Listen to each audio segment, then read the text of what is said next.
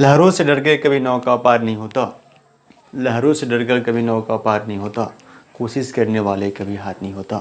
कोशिश करो, प्रति मिनट, प्रति घंटा, प्रति दिन, प्रति सप्ताह, महीना, प्रति वर्ष, जब तक सफलता न मिल जाए।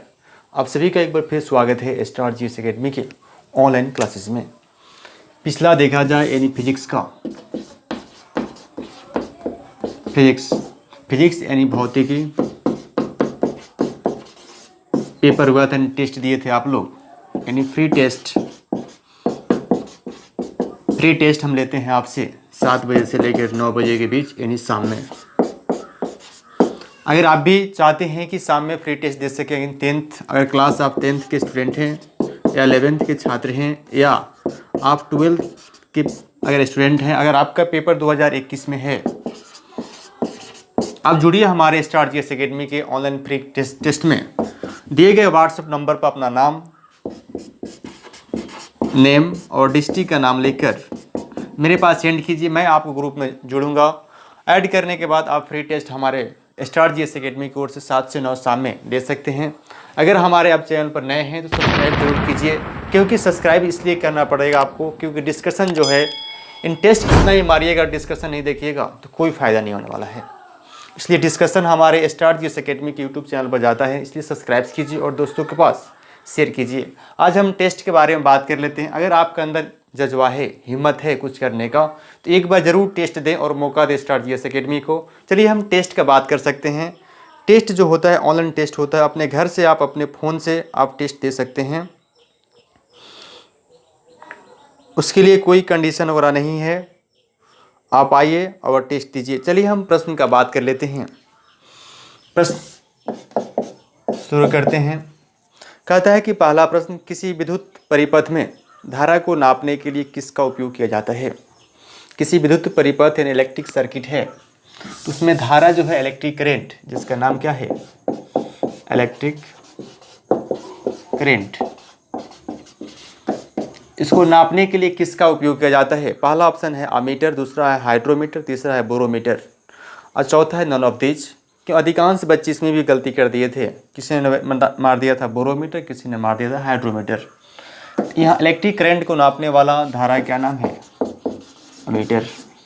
अमीटर जो होता है किसी विद्युत परिपथ में कितना धारा प्रवाहित हो रहा है उसको नापता है। इसका नाम क्या है? एमेनोमीटर नाम है। इसका आंसर क्या होगा? ए होगा। अब हम बात कर लेते हैं नेक्स्ट प्रश्न का। उसमें है हाइड्रोमीटर। हाइड्रोमीटर जो होता है क्या नापा जाता है? घनत्व नापा जाता है। किसका? आर्द्रता घनत्व नापा जाता है। किससे? हाइड्रोमीटर से। अब हम बात कर लेते हैं प्रश्न नंबर 8 का। वे 7 नंबर प्रश्न से शुरू हो रहा था। 8 नंबर प्रश्न कहता है पायरोमीटर किसको नापने के लिए उपयोग किया जाता है? पायरोमीटर एक ऐसा यंत्र है जो उच्च ताप, जिसे सूर्य का ताप है, उसको नापने के लिए किसका उपयोग किया जाएगा? पायरोमीटर इन उच्च ताप होगा।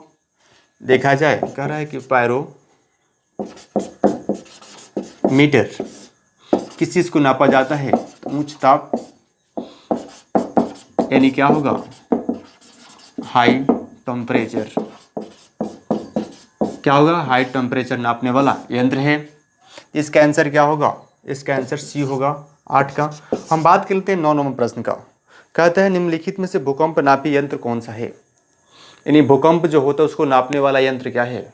क्योंकि जो आप देखते हैं जिसमें लिखा रहता है, जिसका नाम क्या है? रिएक्टर परमाणु, यानी रिएक्टर परमाणु जो होता है उस पर देखा जाए तो 0 से लेकर 1 तक क्या होता है? डिजिट अंकित होता है। किस पर? रिएक्टर परमाणु पर। उसको नापने वाला यंत्र का क्या नाम है? उसका नाम है सिस्मोग्राफी। सिस्मोग्राफ। इसका राइट आंसर सिस्मोग्राफ होगा, यानी 9 का आंसर क्या होगा? सी। 9 का आंसर सी होगा। हम 10 नंबर प्रश्न का बात कर लेते हैं। प्रश्न है कि महासागर में डूबी हुई वस्तुओं की स्थिति जानने के लिए किस यंत्र का उपयोग किया जाता है? अगर कोई महासागर या समुद्र में कोई चीज़ अगर जाता है, अगर वो डूब जाता है, जैसे नाव ही डूब जाता है, उसका मालवा को पता लगाने के लिए किरण भेजा जाता है, जिसका नाम अल्ट्रासोनिक वेव के तहत ही आता है। सोनार। क्या होगा इसका नाम? सोनार। सोनार में कौन सा किरण होता है? Ultrasonic wave ultra sonic wave. कौन सा किरण होता है? अल्ट्रासोनिक वेव होता है। इसका आंसर क्या होगा? बी। इन 10 का आंसर होगा बी। क्लास में लास्ट तक बने रहें। आप हज़ारों टेस्ट मारिएगा, जब तक आप कन्फ्यूजन दूर नहीं, डिस्कशन नहीं देखिएगा तो कोई फ़ायदा नहीं होगा। चलिए हम नेक्स्ट प्रश्न का बात कर लेते हैं। प्रश्न नंबर आपका है 11। 11 नंबर प्रश्न का आता है कि शक्ति का मात्रा क्या है। सबसे बड़ी चीज़ जानना है कि शक्ति किसे कहते हैं। कहता है 1 सेकेंड में कार्य करने के दर को क्या कहते हैं? पावर कहते हैं, यानी पावर कहते हैं। यानी क्या होगा इसका आंसर? पावर का एसआई मात्रा जो होता है, यानी शक्ति का एसआई मात्रा होता है, इसका नाम क्या है? वाट। यानी इसका वाट आंसर होगा। वाट कितना नंबर में है? बी नंबर में। इसका देखा जाए 11 का आंसर क्या होगा? वाट, यानी बी। अब नेक्स्ट प्रश्न का हम बात कर लेते हैं। नेक्स्ट प्रश्न मेरा 12 नंबर प्रश्न है।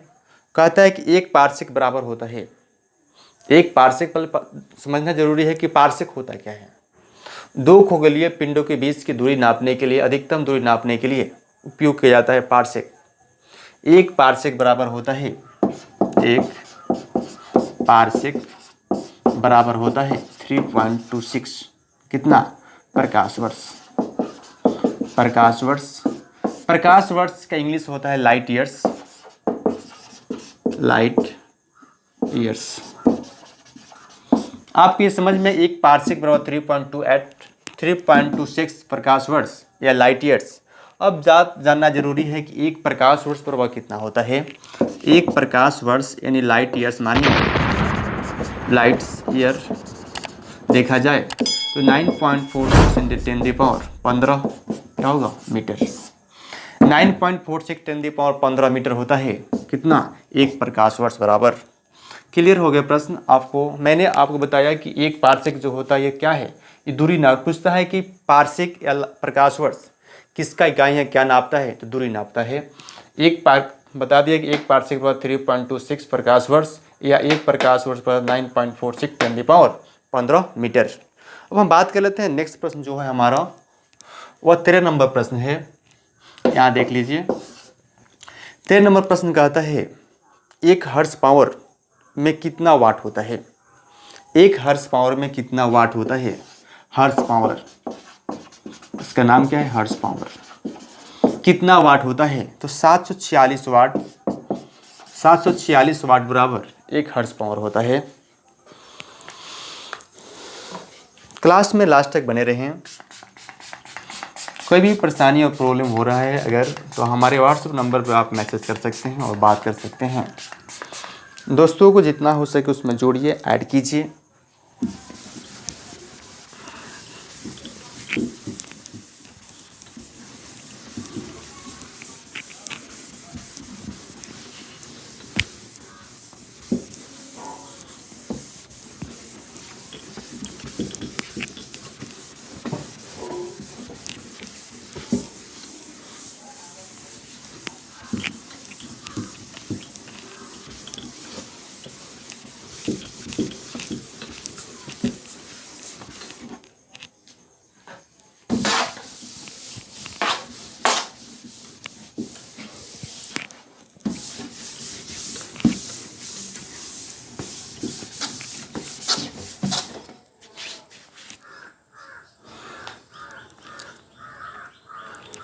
आप सभी दोस्त जितने हैं आप सेंड कीजिए और फॉरवर्ड कीजिए क्लास को, और लाइक ज़रूर किया कीजिए। आप लाइक नहीं करते हैं। अब बात होता है 14 नंबर प्रश्न का। 14 नंबर प्रश्न कहता है कि 1 नैनोमीटर बराबर होता है। नैनोमीटर जो होता है जिसका नाम क्या है? मैट्रिक, यानी मैट्रिक सिस्टम। ये मैट्रिक सिस्टम पद्धति होता है। इसका क्लास हम स्टार्ट जैसे के टीम पर करा चुके हैं। मैट्रिक सिस्टम के याद करने का नियम क्या होता है? कहता है 1 नैनोमीटर यानी 1 नैनोमीटर देखा जाए 1 नैनोमीटर पर 10⁻⁻9 क्या होता है? mm होता है। mm होता है, यानी इसमें जो आंसर है आपको सेंटीमीटर में है। बच्चा हमेशा कंफ्यूज होता है, कभी भी प्रश्न को देखें, ऑप्शन सब ऑप्शन को देखें और पूरे ध्यान से देखें। इसमें प्रश्न जो है कहता है कि 1 नैनोमीटर, यानी 1 नैनोमीटर, मीटर है ना, मीटर, 1 नैनोमीटर का क्या होता है। लेकिन ऑप्शन जो होगा इसमें नहीं है, 10 के पावर 7 सेंटीमीटर होगा। क्यों? जबकि 1 नैनोमीटर 0.10, 0.1 पावर माइनस क्या होता है 9। जब इसमें 2 घट जाएगा, वो 1/10 घटेगा तो माइनस होगा, तो कितना हो जाएगा 7 हो जाएगा ना, 2 घट जाएगा, 10 के पावर 7 क्या होगा सेंटीमीटर होगा। इसका राइट आंसर 10 के पावर 7 सेंटीमीटर होगा। अब बात कर लेते हैं 15 नंबर प्रश्न का। 15 का आता है कि क्या कारण है कि व्यक्ति चट्टान को प्रहार करते हुए चुटीला हो जाता है। अगर हम किसी कुल्हाड़ी पर, किसी वस्तु पर हम प्रहार करते हैं तो पता है हमें हाथ में चोट लगता है। क्यों? कभी सोचा है आपने? या किसी चीज़ को हम धक्का देते हैं तो भी क्या करता है, पीछे को टकेलता है। कभी सोचा है आपने? नहीं। सोचिए, न्यूटन के थर्ड लॉ कहता है, देखिए न्यूटन के 3 के गति नियम हैं। प्रथम गति नियम कहता है यदि कोई वस्तु विराम अवस्था में है तो विराम अवस्था में ही बना रहेगा जब तक उस पर कोई बाहरी बल लगाकर उसको गतिमान न किया जाए। क्या न किया जाए? गतिमान न किया जाए। जबकि दूसरा नियम कहता है कि क्या होगा, बल जो होगा मास गुना एक्सेलरेशन के बराबर होगा। यानी एफ बराबर क्या होगा, ए में होगा, यानी मास गुना एक्सेलरेशन होगा फोर्स बराबर। अगर हम किसी वस्तु पर फोर्स लगाएंगे, जितना बड़ा वस्तु होगा उतना बड़ा फोर्स लगेगा, कितना, त्वरण के साथ। और तीसरा नियम कहता है कि विपरीत प्रतिक्रिया होता है। कहने का अर्थ है क्रिया के विपरीत प्रतिक्रिया होता है। कहने का अर्थ है अगर हम किसी चीज़ को हम मारते हैं तो हम भी वो चीज़ क्या होगा, थोड़ा चोट लगता है। वही कहता है किसके कारण होता है, तो वेलोसिटी के कारण होता है, गति के कारण नहीं होता, वेग वेलोसिटी के कारण होता है। वस्तु के वेग जो होता है उसके कारण होता है, यानी वेग। इसका आंसर क्या होगा, राइट 15 का आंसर जो होगा, देखा जाए 15 का आंसर जो होगा वो होगा ए नंबर, यानी वेग वेलोसिटी, यानी क्रिया के पर विपरीत प्रतिक्रिया होता है। न्यूटन के थर्ड लॉ कहता है। हम प्रश्न का बात करते हैं 16 नंबर। 16 नंबर प्रश्न बहुत ही इंपॉर्टेंट है, क्योंकि परीक्षा का व्यू से देखा जाए अभिकेंद्रीय बल और अपकेंद्रीय बल में आप बार बार फंसते हैं, याद नहीं होता है। पता है क्यों? कि कन्फ्यूजन रह जाता है, क्लियर नहीं हो पाता है। जो आपके सर पढ़ाते हो क्लियर नहीं कर पाते हैं, लेकिन अब आपको कोई प्रॉब्लम नहीं होगा, क्योंकि आप जो करने से हम बताते हैं आपको क्या होता है। पहले हम इसके बारे में बताते हैं। एक कहता है अभिकेंद्रीय बल, दूसरा कहता है अपकेंद्रीय बल। ये दोनों क्या है समझिएगा। अभिकेंद्रीय बल, अभी का अर्थ क्या है, बाहर से केंद्र की ओर लगने वाले बल को अभिकेंद्रीय बल कहते हैं। यानी बाहर से, अगर बाहर से कोई बल लगाया जाता है, मान लीजिए ये बाहर से बल लगाकर कहाँ किया जाता है, केंद्र पर, उसको क्या कहा जाता है, अभिकेंद्रीय बल। मैंने अभी बाहर से आया, कहाँ से आया, बाहर से आया, यानी बाहर से अंदर की ओर लगने वाले बल को क्या कहेंगे, अभिकेंद्रीय बल कहेंगे।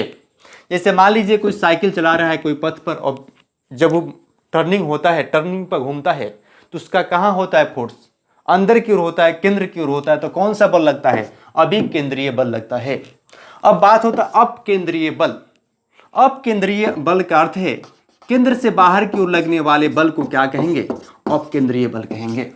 केंद्र से बाहर की ओर लगने वाले बल को अपकेंद्रीय बल कहते हैं। जैसे वॉशिंग मशीन जो होता है, वॉशिंग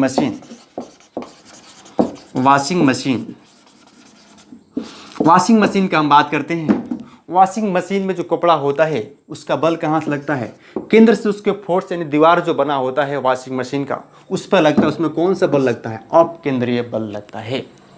अब बात होता है, एक तो और बात होता है कि अगर किसी मटका में हम दही को रख के अगर मथते हैं तो उसमें कौन सा बल लगता है। सपोर्ट कीजिए ये क्या है, मटका है मेरा, इसे मैंने क्या कर दिया, मैंने कुछ भी रख दिया, मान लीजिए शरबत ही बनाना है, इसमें मैंने एक क्या घिरनी लगा रहता है, यहाँ हम नचाते हैं इसको नचाते हैं, तो ये केंद्र है, केंद्र से इस फोर्स में लग रहा है कहाँ पे, दीवार पे, तो तो कौन से केंद्र से बाहर की ओर लगने वाले बल कौन सा है? अपकेंद्रीय बल। अब आपको बात ये समझ में आ गई अपकेंद्रीय बल क्या होता है, अभिकेंद्रीय बल क्या होगा। इसी को अपकेंद्रीय बल को हम कहते हैं आभासी बल या काल्पनिक बल। ऑप्शन नंबर बी आंसर होगा 16 का। आपको ये बात कंफ्यूज दूर हो गया होगा। अब नेक्स्ट प्रश्न का बात कर लेते हैं।